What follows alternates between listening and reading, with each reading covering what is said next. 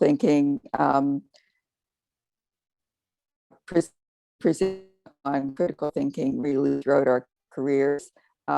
We, as was mentioned in the introduction, we've co-authored both a textbook and the other book, Inquiry, A New Paradigm for Critical Thinking, is a collection of many of our writings or essays that are the kind of theoretical basis for the whole inquiry approach that we develop in the textbook. Now, one project I want to mention in particular that might be of interest to this group is that we did some work with it was a European consortium of universities, I think 11 European universities. It was called CritThink EDU, and their focus was on trying to infuse critical thinking into their higher education curriculum. So very similar to what seems to me what you're trying to do here. So we're really very happy to share with you the ideas we've developed and how best to develop critical thinking in the context of education. So I'm going to try to share my screen now and go through our PowerPoints. Okay, now, can we see them? Yes, the PowerPoints are visible.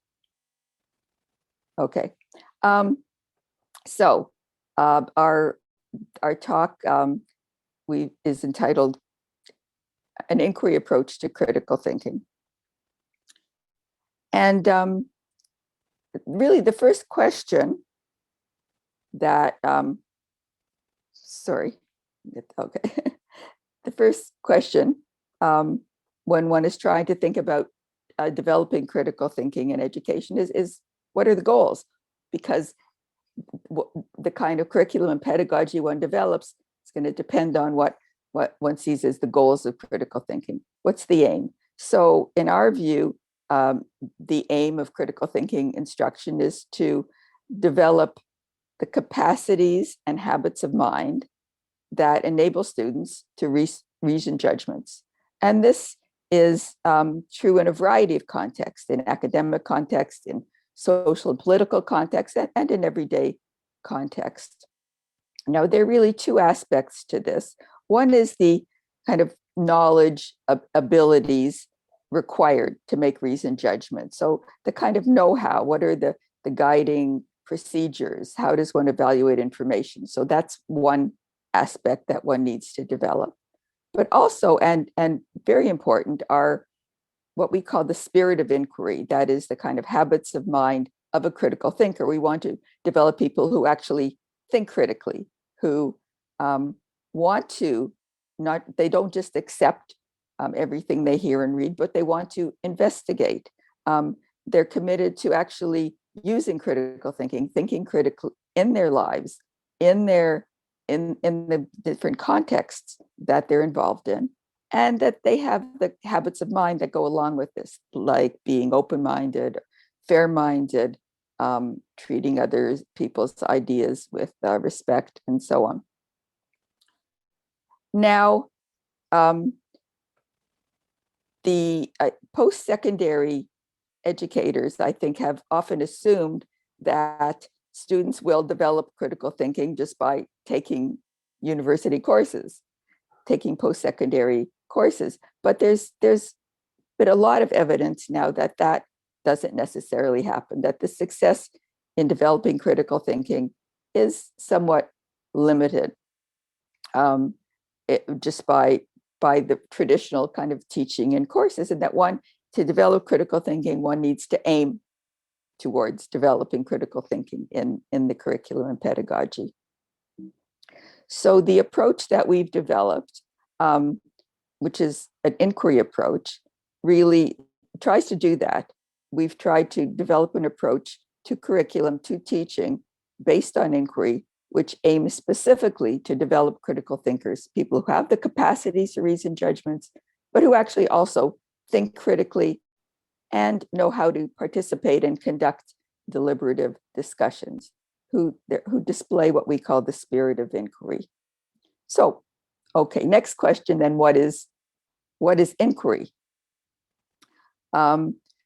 what do we mean by inquiry? And here we mean a careful, critical examination of an issue in order to reach a reasoned judgment. So it's not just inquiry in the sense of accumulating information. It involves research, researching information, etc., but it involves also evaluating the information and claims, and it involves doing so for a purpose, that is, making a reasoned judgment.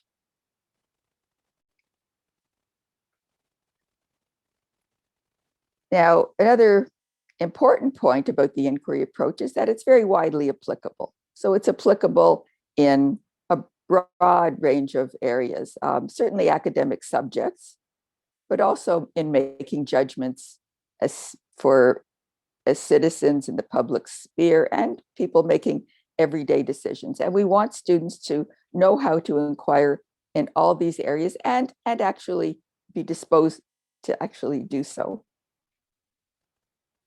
So it's a bit of a summary of the main aspects of the inquiry approach that we're talking about. So it's, as we said, directed at enhancing students' abilities, understanding, and willingness to base their views on reasoned inquiry. And it focuses on coming to reasoned judgments about controversies or debates. And in order to do this, students are involved in researching, identifying, and comparatively evaluating the arguments on various sides of the issue and taking into consideration context. And it involves a pedagogy that focuses on student interaction and inquiry, small group deliberation, and developing a community of inquiry. Now we're going to talk a lot more about these points as we go on, but this is a kind of overview of what the approach is aimed at. So what are the main features? And there are a few main features that we're going to elaborate on as we go on. One is that it focuses on an issue. It could be a debate in a subject area, some kind of challenge, a controversy, a decision, a difference of view. There are many kinds of issues that come up in the disciplines, in social context, and in everyday life. And so inquiry focuses on, has as its focus an issue. The next important feature is that it involves a critical examination of the evidence, the arguments, the points of view on various sides of the issue. So evaluation is an important feature. Another a feature of the inquiry approach is that it takes into consideration context. We recognize that issues don't arise out of nothing. They arise in political context, in social context, in historical context, and these all need to be taken into account when trying to make a reasoned judgment. And finally, the inquiry approach recognizes that issues have various sides. So in order to make a reasoned judgment, you have to look at the pros and the cons on issues. You have to look at the whole argumentation, and you have to comparatively evaluate these arguments to come to a reasoned judgment. Now, we lay out this approach in quite a bit of detail in our textbook, Reason in the Balance, an Inquiry Approach to Critical Thinking. And what this book does really is to offer a way to teach the inquiry approach in a variety of areas. So there are chapters specifically on disciplinary areas, like chapter on the physical sciences, a chapter on social sciences, a chapter on the arts, for example. But also it uses issues, broader issues, but that also require different kinds of disciplinary understandings. So there's vegetarianism, vaccination, capital punishment, conspiracy theories. So it shows how one can inquire in a variety of areas. Each chapter focuses on one of the different features of inquiry. And another point about the structure of the text is that it has dialogue. So every chapter starts with a dialogue. We have developed a kind of cast of characters, group of students. Sometimes some of their parents or relatives come into it too. And they're engaged in actually discussing and inquiring about real issues. And so this shows how inquiry actually can happen. It's not just an academic exercise, but that how people actually can engage in the process of inquiry. So students kind of learn the process, and also it models the process of engaging in reasoned dialogue and discussion. Sometimes not so reasoned, which is important too, and we talk about that. Now, the whole book is structured around a series of guiding questions. And these come up again and again throughout. In every chapter of the book, we go back to these guiding questions. They form the kind of structure of inquiry process. These are the questions that one needs to ask, that the students need to ask in order to inquire about an issue. So the questions, what is, and I'm going to go through each one in detail in a minute. What is the issue? What kinds of claims or judgments are at issue? What are the relevant reasons and arguments on various sides of the issue?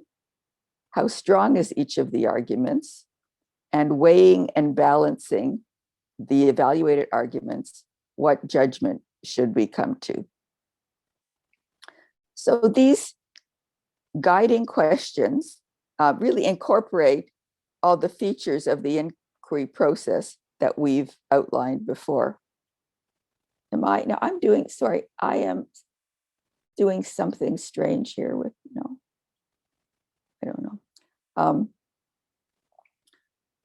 So first of all, they can be used by instructors as a way to think about structure, organize curriculum. So instead of thinking about curriculum just as information that the students need to learn about the subject, an instructor can start to think about inquiry as a way to structure what are the debates, what are the controversies in the area, what are the issues that come up in the area, and have students trying to investigate these issues, inquire about these issues as a way to structure the curriculum. Students still learn the information, but they do it in a way that involves thinking critically about it. And very importantly, the issues, the guiding questions are tools for students to learn to conduct an inquiry, and they're we think, quite powerful tools. So let me elaborate on each of the guiding questions. What is the issue? So inquiry is about investigating a question, a problem, a controversy, etc. It's not just focused on a topic. So having students do research on some topic like GMOs or video gaming, that in itself isn't the basis for an inquiry. It can be the basis for a question, an inquiry issue, but a topic in itself isn't an issue because it doesn't ask a question. What is the question? What do we want to know? What's the controversy around that? So inquiry begins with an issue. Could be a political issue, a scientific debate, an ethical issue, and issues in everyday life, problems that we all and students come across in daily life. I mean, for example, they may read about some health recommendation on social media. Well, should you or shouldn't you? Should you change your diet? Should you or not? Is that healthy or not?